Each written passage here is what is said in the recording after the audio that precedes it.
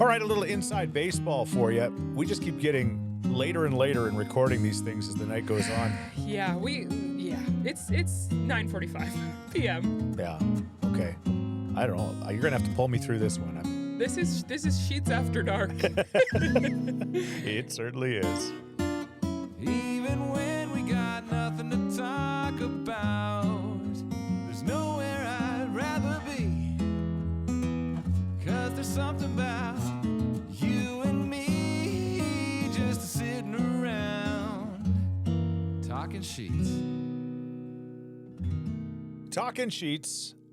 Why are we doing this so late? There is a number of different reasons. Yeah, we said when I went back to work, like, how are we going to make this work? How are we going to make it all Fit happen? into your schedule. And the answer is just do it really late at night, I guess. Yeah.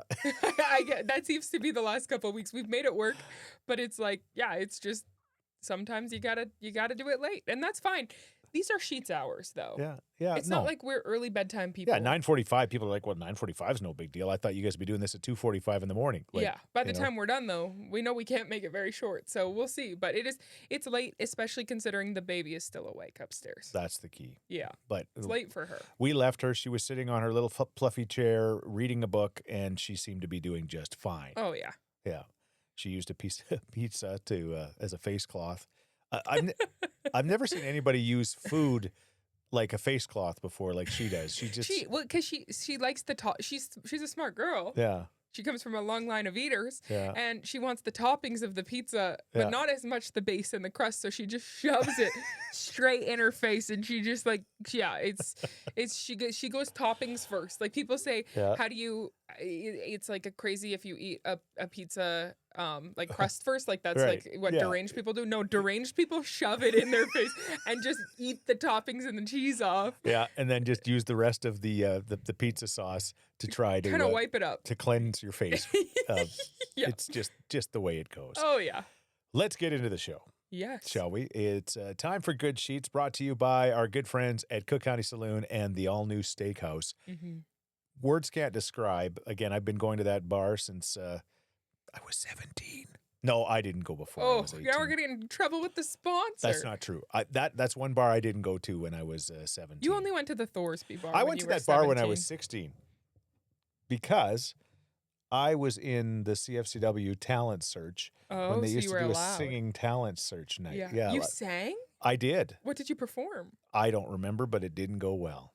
And I realized at that point, I'm going to play the music on the radio. I'm not going to be on the radio singing the songs. We should have talked about that during our Cook County show. That's not the first time you've been on that stage. But I do have a second cousin, Roger Tomaszewski, also known as Tommy Rogers, who did win that one year. What did he perform?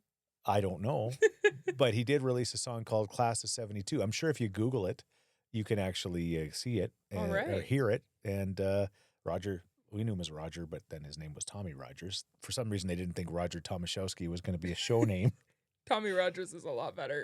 Yeah. Yeah. So there you go. So I was at Cook County at 16 years old. That was not a great experience for me, but I went and did it. I don't remember it at all. I have a really good way of forgetting things that were extremely embarrassing. Well, that's like a trauma response. Uh-huh. That's like a legitimate psychological phenomenon that if something Okay. was horrible, you kind of just black it out. You can call it a psychological phenomenon. I call it a really good way. I'm not sure your therapist would agree with that, but maybe you should bring that one up.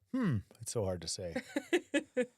Either way, we love Cook County. That was the only bad memory we have. Oh, that's the only bad memory. Yeah. Yeah. No. And the time I drank the bucket of vodka cran. But that's our own fault. Go to Cook. Yes. And tell them Talking Scheetz sent you and just have an incredible time. The new if you haven't been since the renovations, Yeah. just Yeah, incredible. You got to see it. Yeah, And it's Edmonton's Nashville. you got to see it and you got to eat it. Yes, the Okay. food. All right, Talking Scheetz. By the time this is released, the Blue Jays season is either over or they're about to play game number 7 of their series. That would mean they won on Sunday because It's so hard with podcasts is that we Yeah. try to record as late as possible for a Monday release. late at night, Well, but also as late, but as late to the release date, but so it's that not we going to can. work this weekend because you've got hockey games and all Yeah, sorts of there's stuff like that. so much going on, so it's hard. It's hard to talk about sports, especially and stay relevant because we're just like hoping for the best all Yeah. the time. But my good Scheetz, of course, the Blue Jays, win or lose, they've just had an incredible season. Nobody saw this coming. And it's been so fun. But I want to tip my hat, my Blue Jays baseball hat. You've got one on. If you're on YouTube, So you'd does see that so does right now. producer Renato. Oh yeah, we can see you over there. In the furnace. To the Blue Jays broadcast team. Dan Schulman, they've got Buck Martinez, they've got Hazel May, and Jamie Campbell, who I believe is originally from Edmonton, if I'm not mistaken, and a cast of others. But baseball, again, we all love Jack and Bob. I mean, Jack Michaels and Bob, of course, from the Oilers. And Gene. And Gene and all of them. But there is an art to baseball calling. It's so historic. Like I think that with other sports broadcasting kind of evolved, but it's like baseball is the original. Like it's just and there's so much time to have breathe to talk so because much. there's so much time to breathe. Yeah. And so they've got to add this stuff, but that Dan Schulman I think is like the best, like the guy that does the play-by-play. And Buck Martinez, what can you say about Buck? Bucky is what a great voice. too. Yeah. Sounds like he's smoked a few Marlboros. But I like in his that. life. I like that. Well, in he a was broadcaster. a catcher for the team. Yeah. And I think that, but he's great too. And Hazel May is like a queen. I said this in a previous episode, but the way that she conducts herself in those locker rooms when they're celebrating is just so professional. I cannot imagine, as someone who occasionally has to talk to athletes for my job and try to get good interviews. Right. Sometimes it's hard enough just you're nervous and it's hard enough in the locker room to be there, especially as a woman. You're kind of like, oh my gosh, I'm here and I'm a little bit nervous and I'm one of few women here. She is just in there. Beer is spraying in her face. She has got her hat on. She can't see. Her eyelashes are going into her eyes and she's asking incredible questions. She's making the players feel comfortable. She's so professional. I look forward to her interviews, even when they're not celebrating. She just does a really good job. And it doesn't matter how old she is. I've never Googled it, but I think she's older probably than we assume she is. She's too. a beautiful woman. And she's been doing that job and we for talk years. about, again, we've mentioned this, but the grind that a baseball season is. Yeah. Just given how many games there are. Almost every day for like 8 months or whatever it is. And now, as we get further along in the postseason, it's like this is just extending right into spring training for the next season for them. Like it is. So they work so hard. Yeah, probably the best of all time as far as baseball broadcasters goes. Vin Scully, who did it till he was like 90 or something ridiculous like that. And the thing about Vin Scully that made him extra special is he had no color commentator. He was calling baseball all by himself. Which is just like 3.5 hours of talking. Yeah. Commentary in general during a sports game of any kind is such an art. Yeah. Like it almost is theatrical in the way I've seen Jack and Bob prep for the games before and the notes that they take. But then when they're actually going, it's a performance. Like it really is. And so for baseball, even more so because you have so much more time, like we said, and then to do it yourself. Yeah. I can't imagine. No. We're good talkers. Yeah. I do it yourself. Sometimes have nightmares where I'm like, what if, I don't know, like I actually had this very vivid, I know you don't like talking about dreams. Right. Except Alberta dreams. Right. But I have this nightmare occasionally where everyone gets sick or can't do the game and I have to do the play-by-play for the Oilers game, which is like hilarious because like 90 people would have to do it before me. Right. And I get so nervous. I get like stage fright to do the play-by-play because I think it would be so hard. 89 people get COVID. And it's funny you say that's a nightmare for you. I've had that dream, but it's not a nightmare. Like I would dream of calling one Oiler game. That would be incredible. Okay. You heard it here first. He's ready to step up. Connor's hit the hash mark. He passes over to Leon. Leon with a one-timer, and it's in the net. So that wasn't great. It's an interesting voice, too, that you've chosen to put on. I was trying to do a half Rod Phillips, half Jack Michaels, I guess. I think it's so much harder than people at home. I know that they get a lot of flack sometimes, but I think it's so much harder at home than we can even understand. Like, it would be scary. All right. Well, shout out to the Blue Jays broadcasters that do a great job. I think they're the best in the biz. Okay. Yes. What else do we got? My good sheets of the week and actually of the month. We're getting into the middle of October here, almost near the end, which means it's Halloween season. And with Halloween season comes baby and pumpkin season, which is my good sheets of the week. If you have a baby, it is your duty, if the baby is healthy and happy, to just shove them in a pumpkin for a little bit, just for a photo, for a video. I saw a TikTok recently that said, I don't want to be invited to your baby shower. I don't want to be invited to your kids' birthday parties. I don't want to be invited to your gender reveal. I want to be invited to your home the first time you put your baby in a pumpkin. There is just something so cute about it. Like, it's so funny. And it's just, especially these chubby little babies just sitting in a pumpkin. Most of the time they're happy to be there. They're like, this is chill. I just think it is the cutest and funniest thing. And it is your duty around Halloween if you have a baby. I'm so sad because we did it with Leona last year. Yep. It was so cute. Yeah. But she's way too big to put in a pumpkin. We'd have to take her now. to Smoky Lake where they got the giant pumpkins. And you know why She's- you love the baby in a pumpkin is because you were a baby in a pumpkin. Yeah. And you were in The OG, maybe. I think so, because it was before TikTok. It was before, what do they call that other stuff? That, Instagram? no, all the women go on to learn about things. And Pinterest? Pinterest. It was All before. the women go on to learn about. Have you ever been on Pinterest? No. Okay. No, and I don't think that any of our three male listeners have. Okay. I'm- It's a pretty cool world. Let me out guess. there. Let me guess. Producer Randy has been on Pinterest. Once or twice. Okay, I'm turning his mic off. I know what you're saying. There are probably a lot of babies and pumpkins on Pinterest. Yeah, but you were the first, and I knew that you were going to be fair size because you were a Scheetz. So I tried to grow a giant pumpkin Yeah, and in you our grew it backyard in in the back- Devon. In Devon, and I actually injected milk. I say milk, MELK. So I'm trying to milk. Is that right? Milk. I say milk. I think that there's no wrong way of Okay. doing it, but some people do get serious about that. It's the same as like bagel or boggle. Like people are Right. weird Okay, about that. I said milk.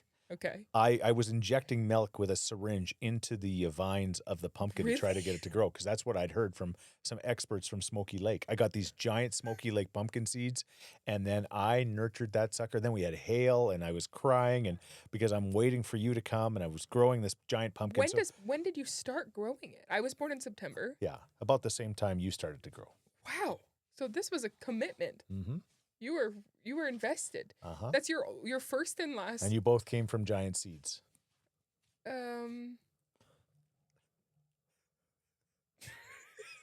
I have nothing to say about that. I have nothing to say. You've rendered. I think that's the most. That's the longest dead air we've ever had on the podcast. I had nothing to say. Babies and pumpkins.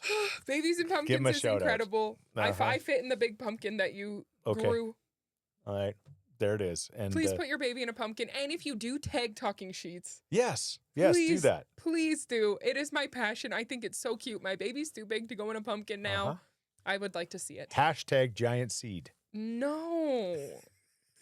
Now nobody's gonna do it. We turned it into They a don't weird have thing. to do it. They don't. I'm joking. Can't I just have fun every once in a while? Hey, I think it's too late. we're just having fun, folks. Grandpa needs to go to bed. It's time for bull sheets. Bull sheets. I'm going first because you just you got your turn. I get mine. And we went to. We're going to talk about it in moments. Weatherwood Ranch, Mhm. and we went there today, which is another reason why we're a little bit late on this. And there's a reason why everything has been backed up. It's because there's a train there. I hear the train a coming, Mhm. rolling around the track. It wasn't rolling. It was rolling, and then it backed up, and it was rolling again, and it's at Atchison, and it is like nothing gets me going. I don't know if you ever seen the deodorant commercials where the guy's like completely calm and normal, and then all of a sudden something happens and it goes Yeah. like it It's just like the degree thing, I think. degrees. Yeah. And I just get redlining.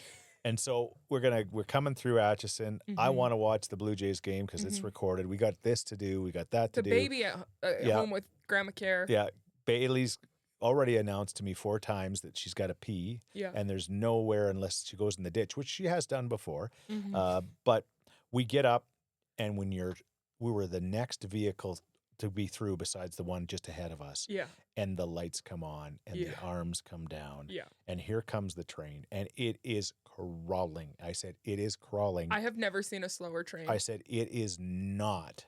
It is, I repeat, it is not going to Edmonton. No. That, you know what, is coming a little bit just to block the thing, and then it's backing up and unloading or hooking up some more cabooses. Which I don't think I ever really thought about the process of how a train works, but it just kind of split in the middle and they let some stuff off. If I wasn't about to pee my pants, I might have been able to like learn something from the experience because it was kind of cool. And like they had this cool girl like switching the track in the middle, but it could not have taken longer. It was crazy. And I'm just going, oh my gosh. And again, it's not their fault. They've got to do this Shout stuff. out to CN. They're working hard. But why? Okay, but here's one question about that. Why don't you do that stuff like somewhere where you're not going to be blocking a crossing? Like do that like back, I don't know, 400 feet. And so you can kind of mess around with your train and do all that kind of stuff without blocking the busiest crossing. There's probably like a train expert listening to this right now being like, duh, you guys are stupid. This is why. But it seemed insane that it blocked traffic. It just kept going back and forth. For that long. And it was just going so slow. And I didn't pee my pants. We did get through eventually. We did. But it was definitely some bullshits. It was. And they got to do what they got to do. Oh, it's not CN's fault. It's not the train workers' fault. But it was literally a jackass episode because you had to pee. I wanted to see the ball game. And I swear the person, the engineer was just going, I can tell. She looks like she's got a full bladder and he looks like he's in a hurry. So I'm just going to back this what up. And it just was so slow and there's no way around it. You're just, that Atchison train got me quite a few times when I would drive to Nate from here every day there and back to Nate. And it would just be, I would just get it twice a day, no matter what. And I was like, why is there always a train here? Yeah. I'm sure they're hauling important goods. It's important that the workers are there, but yeah, it was some bullshits today. And not to mention also emergency vehicles. There was an ambulance, not with its sirens, not with its flashers on, but you're going, what if? I mean, and again, I think that, they're good. I know they're talking about doing something there at some point because they're going to have to. A little overpass situation. Just a little bloop right over top. More construction, which then you're going to complain about. That's the thing. There's no winning. Okay, what's your bullshits about? I didn't even know this happened anymore. The Victoria's Secret fashion show? So they brought the Victoria's Secret fashion show back, I want to say last year. I didn't know it was happening again, which is part of why it is a bullshits to me. The Victoria's Secret fashion show in my teen and childhood years was a huge deal. It was broadcast everywhere. It was advertised for months, and it was you didn't know which new angels were going to emerge and which returning angels were going to come back. It was a really important part of pop culture. Whether it was good for me to watch constantly these very, very, very, at the time, small models walk in their wings, who's to say? But I appreciated the looks. The hair and the makeup was iconic. I just think that bringing it back was unnecessary. And they brought it back, and it's just not... Okay, so it didn't happen for a while? It didn't happen for years because it was... Victoria's Secret was... People were coming at Victoria's Secret for creating... unrealistic body standard, which they were doing for sure. Right. But then there's people that are like, it's just entertainment. Everything in Hollywood is unrealistic, which is true. So it was off the air. They didn't do it for a long time, but they brought it back this year. I didn't even know it was happening until I started to see highlights of it on TikTok. One thing I will say that is not bullshits is they had Jasmine Tookes, who is a really beautiful Victoria's Secret angel of past, open the show 9 months pregnant. Okay. So that was pretty cool to see her. But I was watching her in her 6-inch heels, so pregnant, in this beautiful, like, lingerie getup and these giant wings. And I was like, I couldn't even wear flip-flops when I was 9 months pregnant. I was so swollen. I was like, how does this work? You are still creating an unrealistic body standard. It's just a weirdly different one. And they have done a better job of including some plus-size models. But again, it's still just like unrealistic versions of different bodies because they're so beautiful. Yeah. And the musical acts weren't as good as they kind of used to be. I just feel like it didn't need to make a comeback. Here's a bullshits for me. The last thing you ever want to hear, and I don't know why this whole show seems to be going the same direction. Because it's Scheetz After Dark. The last thing a father ever wants to hear is when his daughter calls and she says, you know, how was your sleep? We always ask how Leona slept and how was your sleep? And you said, oh, it wasn't great. We broke our bed last night. Yep. I'm like, pardon? Everyone I've told this story to, because it is such a... has been like, oh, you broke your bed. And it's like, no.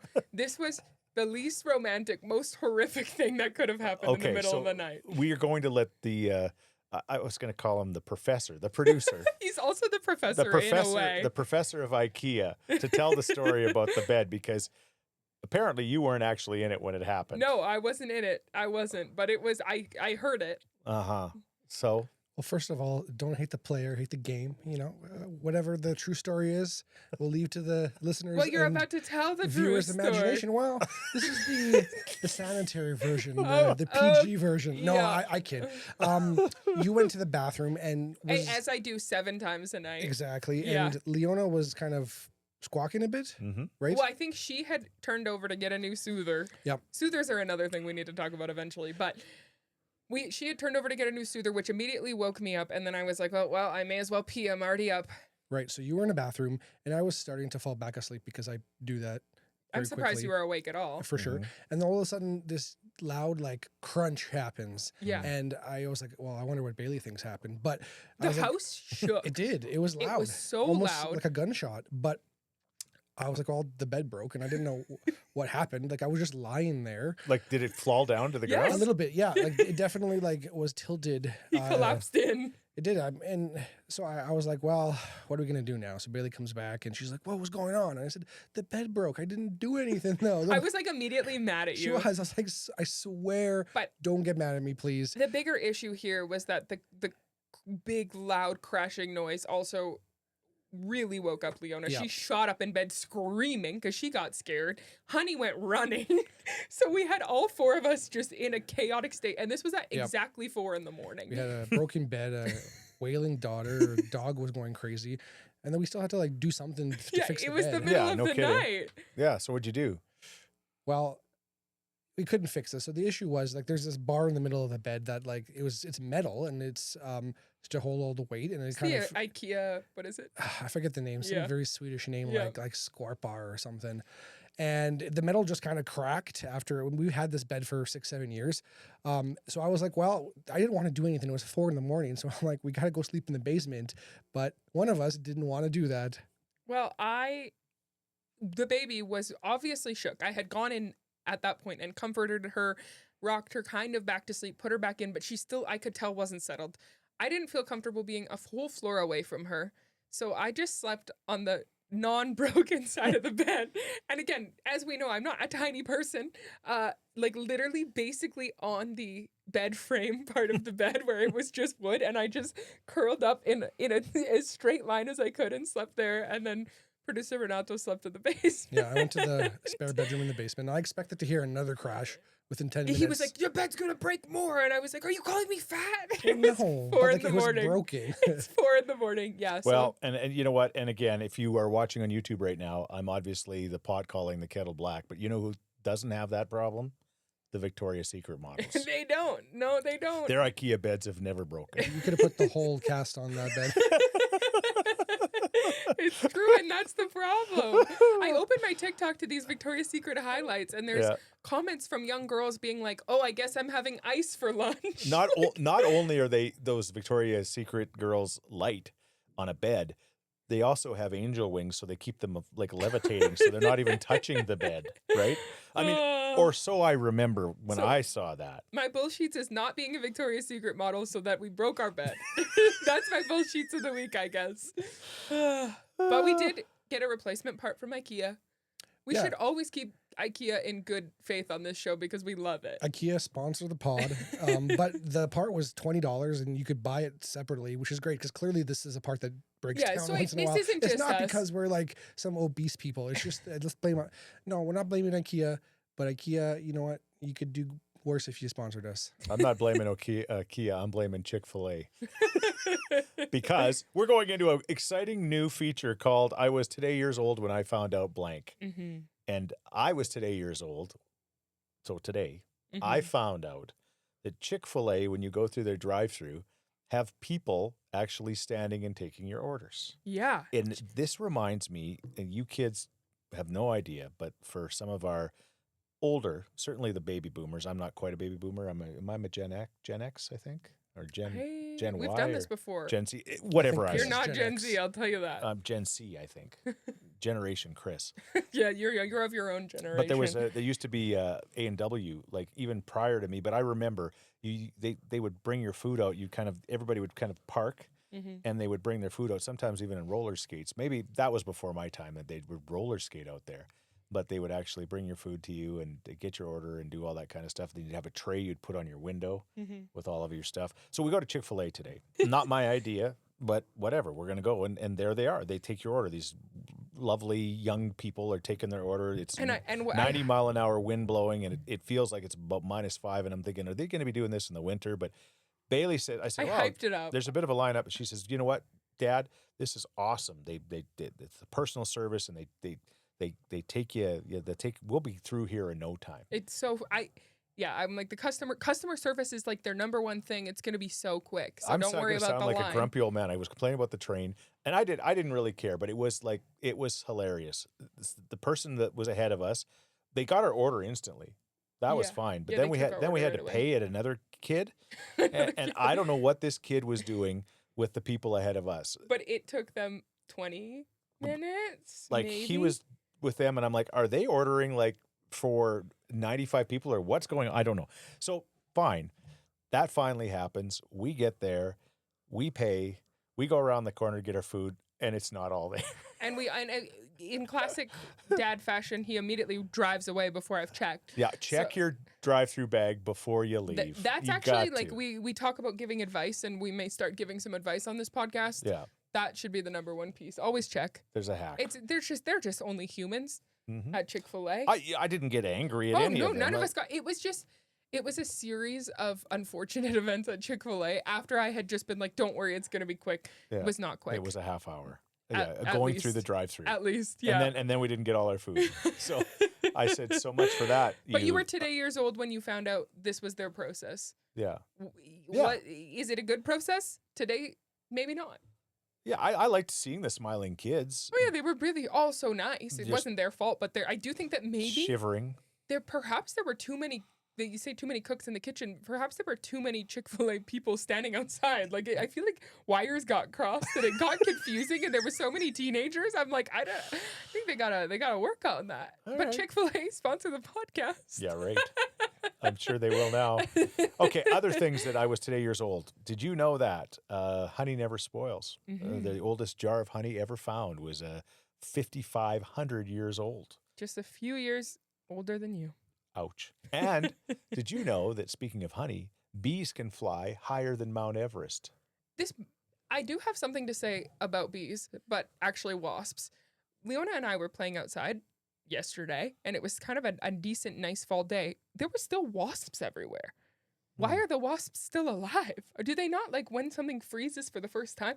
I have never dealt with wasps in October before, but we had to go inside. They weren't too bad this year. No, but I feel like the worst. So there's not. It's quantity over quality, or quality over quantity. And they're getting like stronger, resilient. They're winter wasps.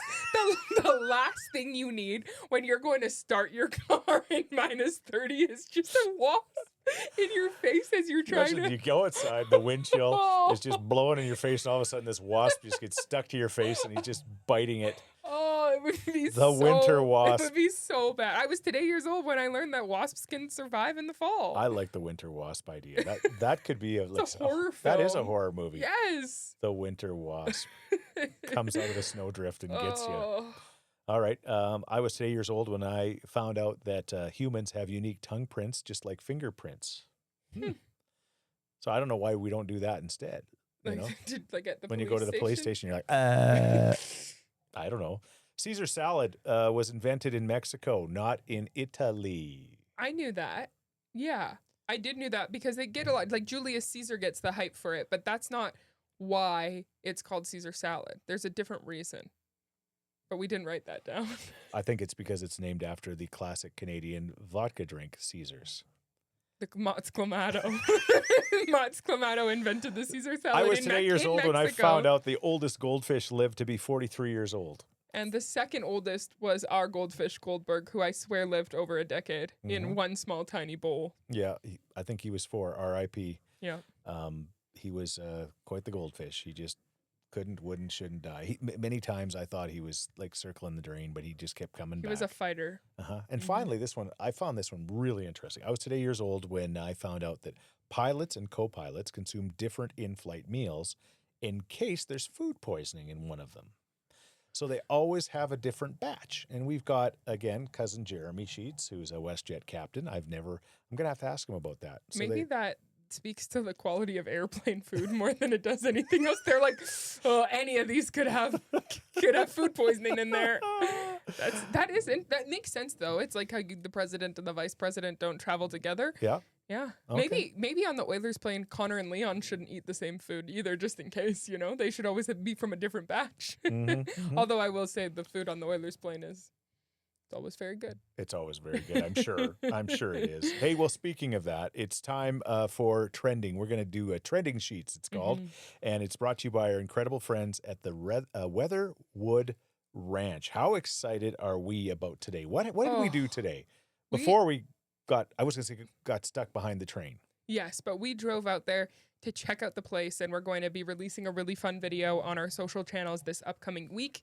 But we got to just check out the Weatherwood Ranch, and it is so beautiful. You feel, we did slander the show last week, but it feels like you are on Yellowstone. It feels like you're suddenly in Yellowstone when you pull up to that beautiful barn building. Oh my gosh, that barn building. And again, Courtney and Meg have spent years. They again, the golf course is there as well. And it's beautiful. It's a par 3, as you said. You just love the par 3s. Well, if I'm going to golf, I'm going to golf on a par 3. So I think that it's so efficient. There were people golfing when we went to check it out, those are hardcore people because it is chilly today. They had about 10 golfers today, which, you're right, like October, whatever it is. But the place is amazing. They've been working on it and perfecting it. They got barnwood from 11 different barns, and it was like putting together a giant crossword puzzle with these pieces of wood. I think just a normal puzzle. Oh, yeah, not a crossword. You're in fine form today. Good catch. It's like putting together a crossword puzzle. I was like, is there riddles? There's letters in the wood. It is a bunch of beautiful pieces of wood, and it's colorful, which I like, but also neutral and rustic.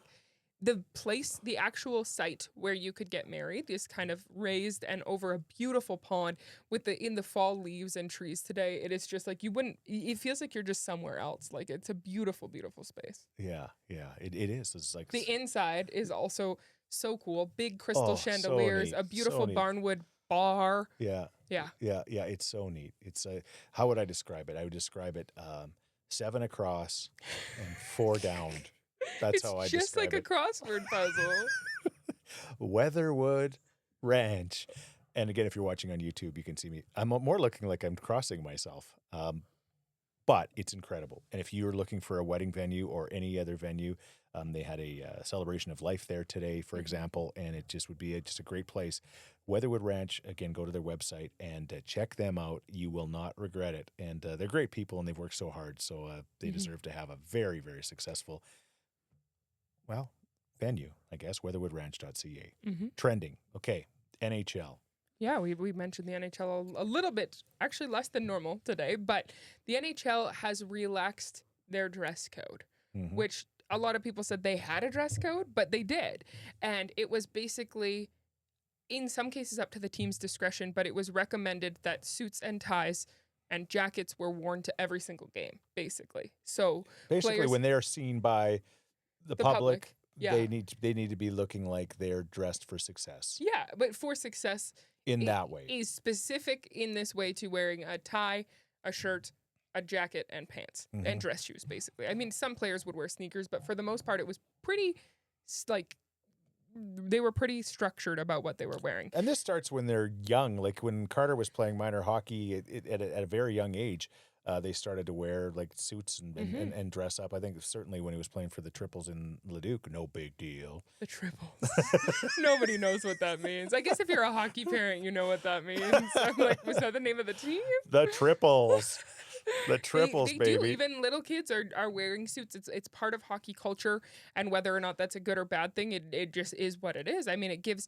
I think for a lot of NHL players, it's easy because it's what they've always done. But now Yeah. with a bit more of a relaxed dress code, the league is shifting more into like when you look at the NFL or you look at the NBA or you look at the PWHL, the women are always crushing it, but players are bringing a lot more personality to their outfits in other leagues. Like the NFL walk-ins are almost as big of a deal as the games. Like Sure. what the players choose to wear, what bags they bring, their hats, the whole thing becomes like on social. It's really because of social media, but also pregame and what they're wearing becomes such a part of the player and their brand and then the brand of the league that I think the NHL is trying to lean into that a little bit more. But I think it's going to take a little bit more time to get hockey players specifically to kind of get on board with being a bit more creative. Because For sure. There's a few that will, that'll just be like, take it and run, and that's already been the case. But I Yeah. think so far, from what I have noticed across the league, the real like, oh, we're relaxing the dress code, we encourage you to be a little bit more unique. They're just not wearing ties. They're wearing exactly what they wore before, but no necktie because they're like, well, I guess this is the way that they're making it unique. this is the way. This is Producer the way. Renato might have more Well, to say on this. I'll get to him for sure. But I want, again, you working for the Oilers and being their social media and flying on the airplane. I know, there's certain things that you want to keep private, but this has been talked about. They would wear their suits, get Yeah, on the plane. because they're photographed and videoed soon often, as they- and it's also just part of their brand to show up to the airport in the suits. As soon as they get on the plane, I assume they'd go to the washroom, or they just change right there, or what? They put their track pants on. They have their little track suits that they just put on. Yeah. Yeah. I don't sit. They sit at the back, so I'm just Okay. kind of like, who? I'm just kind of like whatever is going on there is none of my business. But they change for the duration of the flight, which makes sense. Yeah. You don't want to sit on a flight in your suit, No, and then before they get off the plane, change back into their suits. it's ridiculous. Yeah, which doesn't make sense from a human perspective. No. So this week, for the first time as they flew into New York, the Oilers were wearing matching navy tracksuits. Yeah. And it was, when I received those photos to post, I was absolutely shocked. I Yeah. was so shocked. Jacob, our amazing video producer, sent them to me, and I was like, what are they? Sorry, tracksuits, and nobody told me? Like, this is breaking news for me as someone who cares a lot about fashion and has talked to a lot of the players about what they like to wear. I'm like, this is groundbreaking information. For sure. But they already just looked more comfortable. Yeah. And I'm immediately like, do I get one? Yeah. I hope so. Yeah. No, the media is still wearing their blazers and their suits on the plane. But some of them, which I get to, have invested so much money in these custom suits because it's not easy for hockey players with their like build to just go buy a standard size suit. They're getting custom suits made from different places around the world. They're like not going to be like, okay, the dress code's relaxed, I'm not going to wear these thousands and thousands of dollar suits that I already own, right? Like Sidney Crosby, the story is his legs are like tree trunks, and Yes. his rear end, and they all have It's the hockey butts are like a funny thing. does Yeah. not really fit in. They don't fit well, so they have to in a get normal custom suit. suits. So they're like, well, I've spent so much money. Well, and it also makes sense from a marketing and brand perspective. Like it helps expose the NHL to more people. A lot of people might not be interested at first in the hockey, but they're like, oh, this player looks cool. They're wearing a cool outfit. So they get invested. They start looking at the photos more. Then they start maybe watching the game, and then they start becoming a fan. And it can really, I think, help a league, especially, let's be honest, in the NHL or in North America, the NHL is not 1, 2, or 3 in terms of the major leagues. So they still have room to grow. And the NHL has been growing at a great pace. But I mean, the PWHL has had their players who have been getting off really, really cool outfits in the 2 years that it's existed. So now it's a chance for the boys to do the same. Okay. Yeah, and I think that it is important to note that the number one growing demographic in the NHL is women right now. That's like the men, it is saturated the market. It's like if you're a hockey fan, you're a hockey Sure, fan, and if you're sure. not, you're not. The most growth that the league has seen is from female viewers and females getting into hockey and really, really enjoying it. And a part of that comes along with like the fashion. I know a lot about the game of hockey, but I love a pregame fit, and I think that that's a lot of fun. I got 2 words for the reason why there's more women watching: Leon Draisaitl. But Yes, that's because his one-timer is so powerful. They love to watch him on the power play. exactly. That's exactly why. Leon with a one-timer, he scores. scores. There you go. You know who also scores is Londonderry Dodge, ladies and Mhm. gentlemen. We just love, again, our relationship with Londonderry. They're a sponsor of the podcast, and we love the vehicles that we get to drive. I think I said it last week, and I'll say it this week. This is the week I say goodbye to the Jeep Wrangler, and you know, it's like Christmas morning when I get there to find out what I'm going to get a chance to drive, and it's all great stuff, and they're just fantastic to deal with, and you can do the exact same thing. You've got the Jeep Compass Trailhawk. thank you. Yeah. Yeah, and we met one when we were just after Waiting for the train. there was a Trailhawk looked- on the other that side. looked just like yours. Yeah, and it looked great. Yeah, yeah, When we pulled up to the Weatherwood Ranch in Yeah. your Jeep, yeah. it just looked like it fit there in the leaves and the foliage. I actually Yeah. took a picture that I'll probably post on our story, but it was like this is the right vehicle for this ranch, and it's so cool. All right, thank you, Londonderry Dodge. They are sponsoring the community section of the show today, and we've just got one community story to tell you, and it's sad news that we got earlier today that John Sexsmith, who was a fantastic sportscaster, and he was so much more than that, sports reporter, primarily for ITV and Global. He was there for many, many years, but he passed away after a 14-year battle with cancer. 14 years, poor John battled bravely, and unfortunately he succumbed to it earlier today at the age of 63. And we were talking about it when we heard the news. I mean, that's 14 years. Like, you know, so like before he was 50, he started to battle it. And man, oh man, what a fighter. And what an incredible guy for so many different reasons. Towards the end of his life, he was working for the Alberta Cancer Foundation. He was helping them with their philanthropy program, where they were encouraging people to, again, sign up. And, you know, if you didn't know what to do with your money when you were going to go, you could give it to the Alberta Cancer Foundation. And John was just such a great guy in so many different levels. I've, you know, had a chance to know him personally. He was, in my view, he'll be best known for this. At Eskimo football games, this was before the Elks were there, he was doing the PA announcing for a number of years. A couple of things, but the biggest one was he was the guy that started another ball in the end zone for high school football. And that was John Sexsmith. And that's such an iconic thing Oh. when you're at Commonwealth Stadium. They've done it since then, and Yeah. he just anyway, he was just such an incredible guy, and he's going to be missed. And you know, Darren Detition, which was on ITV, he again passed away a year or two ago from cancer. It's just also Bruce Saville as well, who was just an incredible community-minded person who gave so much to so many people. He also passed away this week. So anyway, these are important stories about our community, the city of champions that we are. And we certainly, you know, remember both of those men. And are thinking about them, their families 100%. at this time. Yeah, we did want to pass that on as well. Okay, you know what? We're going to wrap the show up with Scheetz advice. Mm-hmm. And the bottom line is we ask for it and you come through. Yeah, we asked for I said we are completely unqualified, but ask us what's going on. What problems do you have in your life? We're gonna try to solve them here. Yeah, that's going to be our new thing. Yeah, 'Cause which is we have all the answers. yeah, as we And if we don't have them, producer Randy does. oh, you know, producer Renato's got the answers and he'll for sure. And he'll bore us with his answer, but that's okay. He's gonna have the scientific origin ready to go. Okay, go.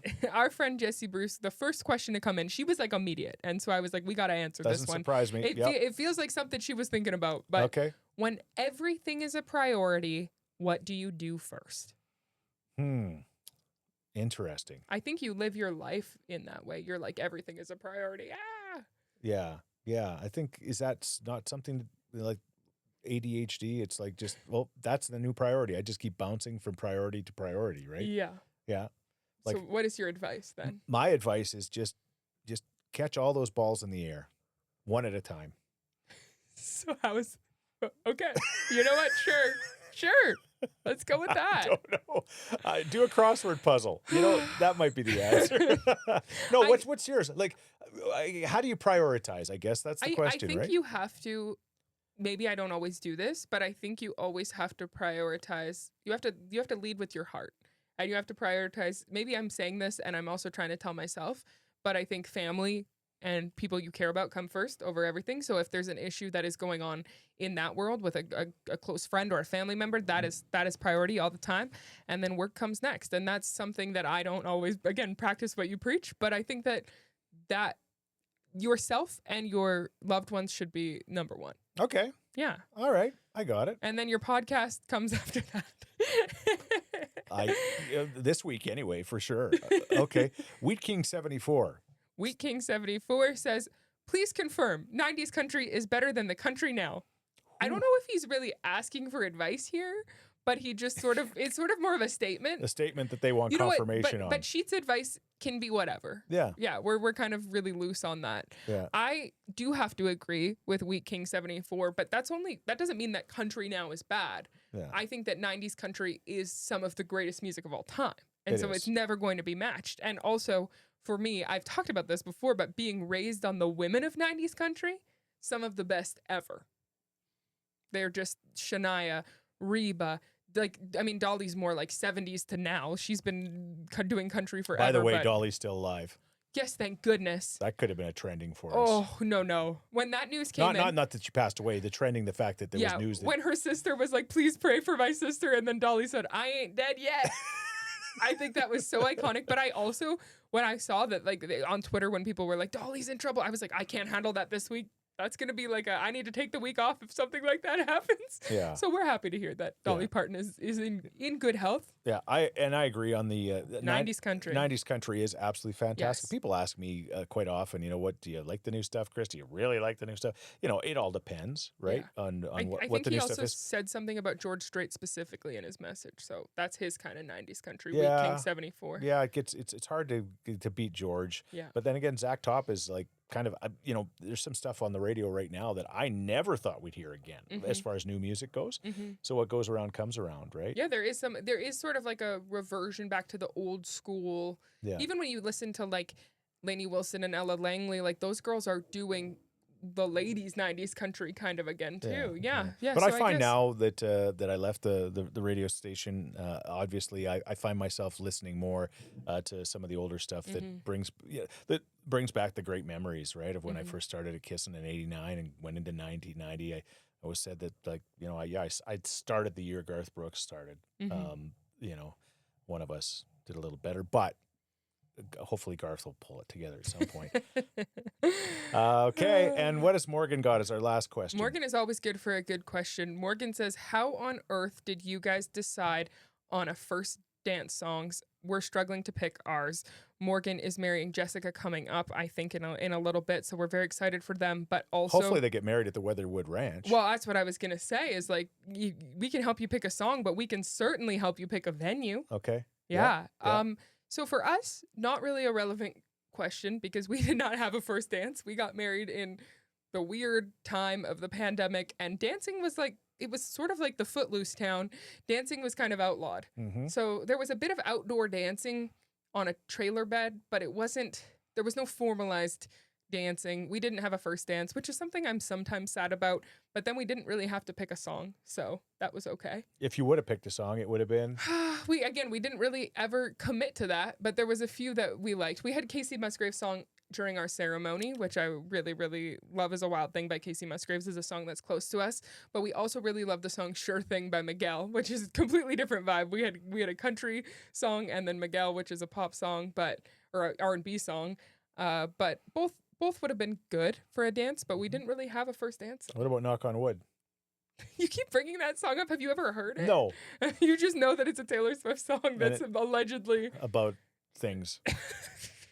I don't. Your mom said. I don't know. I have not heard it. I don't know. But every time somebody says it PG. Okay, good for her. For our first dance, Morgan, thanks for asking. We used Vince Gill's "Look at Us," and everybody was like, "What are they doing with this song?" This song is like, "Look at us."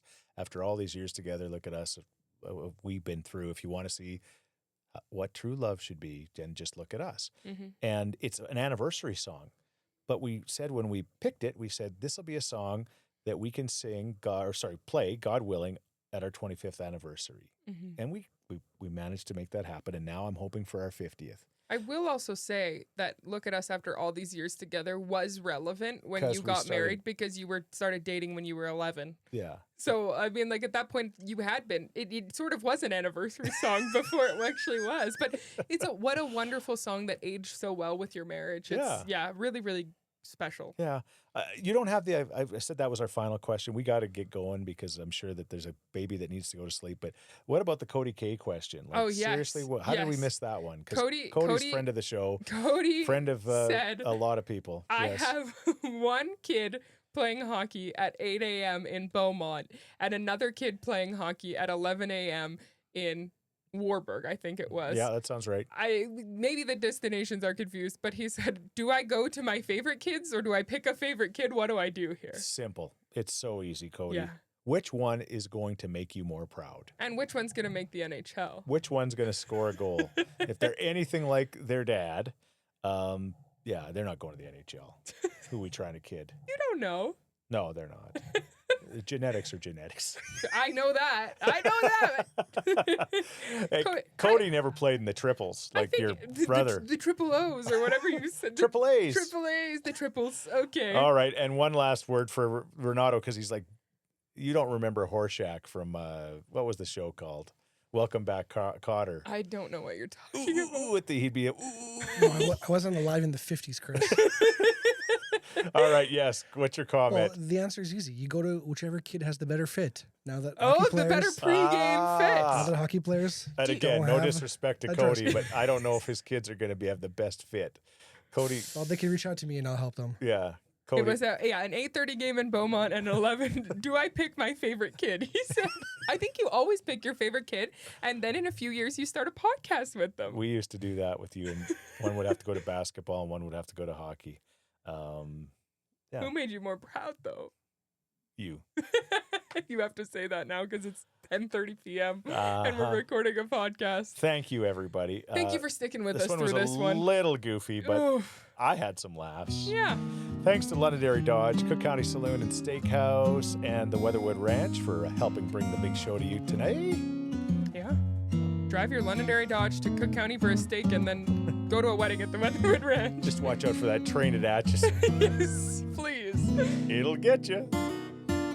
Even when we got nothing to talk about, there's nowhere I'd rather be. 'Cause there's something about you and me just sitting around talking sheets.